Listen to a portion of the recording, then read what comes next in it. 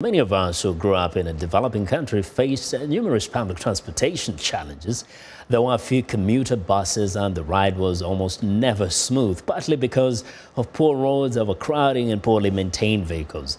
Africa 54's Esther Githui-Ewart shows us what it is like to use public transportation here in Washington, D.C., simply known as Metro. I arrived in Washington, D.C. 16 years ago.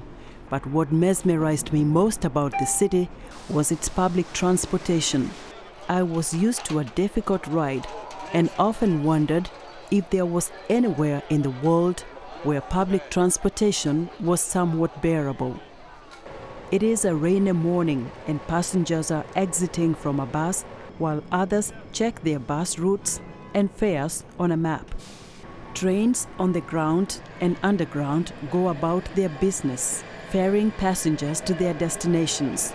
I have a prepaid Smart Trip card, a ticket that allows me to use the metro buses and trains.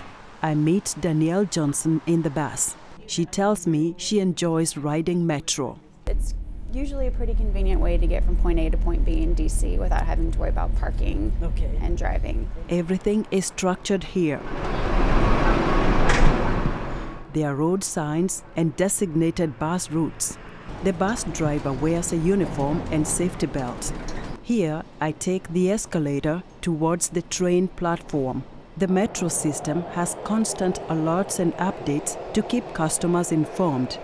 The metro road and rail services are also popular with advertisers. At this metro stop, I find customers topping up their tickets. One of them is Weston Beard. He tells me he prefers to ride the metro rather than drive. The traffic is sort of unbearable in my mind. I'd prefer not to sit in traffic. Metro just kind of makes it easier to travel underground. But then when you factor in things, like the wear and tear on your car and just the constant usage of it, and then you have to sort of factor in the intangible cost of my own sanity from sitting in traffic. Here at L'Enfant Plaza, the platform is underground. A train arrives fast. Passengers exit while others wait their turn to board. An automated metro announcement reminds customers to stay safe.